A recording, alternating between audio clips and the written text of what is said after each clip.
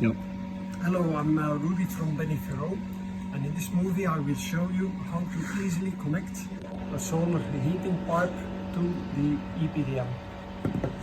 EPDM will swell if we soak it 10 minutes in benzene, so just car fuel benzene. There's about 5 centimeters of benzene here, and I put the EPDM like this. And now we will just wait 5 minutes.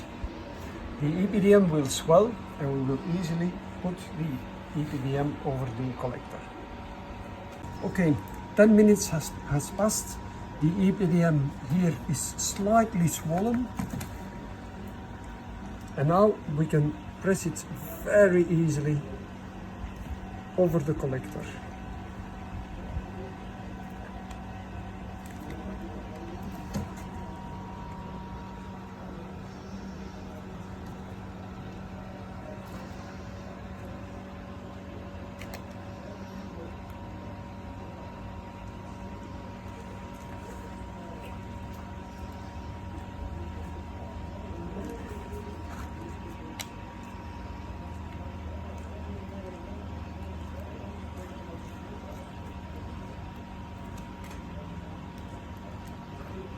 Like this, it's a perfect fit.